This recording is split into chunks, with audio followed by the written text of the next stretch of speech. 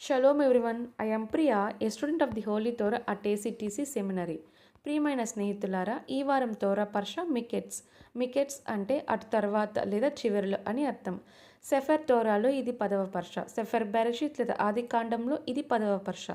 ఈ పర్ష యొక్క 5వ అలియా వాక్య భాగములు. బెరషిత్ అనగా ఆది కాండము 42వ అధ్యాయం 19వ వచనం నుండి 43వ అధ్యాయం 15వ వచనం వరకు. 3 రోజుల తర్వాత యోసెఫ్ శిక్షను తగ్గిస్తాడు. ఒక్కడు అనగా షిమ్యోన్ మాత్రమే బందీగా ఉండాలి. మిగతా వాళ్ళు ధాన్యం తీసుకెళ్లి కుటుంబాలకు ఇచ్చి చిన్నవాడు బెన్యామీను తీసుకుని తిరిగి రావాలి. సోదరుల సంచుల్లో ధాన్యంతో పాటు వెండి కూడా రహస్యంగా తిరిగి పెట్టబడుతుంది. దారిలో ఒకరు సంచి తెరచి డబ్బు చూసి భయపడతారు.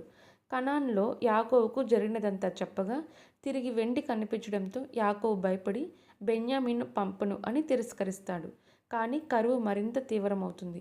యెహూదా తనపై బాధ్యత తీసుకొని హామీ ఇవ్వగా యాకోబు ఒప్పుకొని బెన్యామీన్ను రెట్టింపు వెండి, స్థానిక ఉత్పత్తుల బహుమతులు పంపుతాడు. ఎల్ షద్దాయ్ మీ ముందు కనికరం చూపించును కాక అని ప్రార్థిస్తాడు. ప్రియమైన స్నేహితులారా, మరిన్ని తోరా పాఠాల కోసం మా యూట్యూబ్ ఛానల్ను సబ్స్క్రైబ్ చేయండి. షలోమ్ లెహిత్రోత్.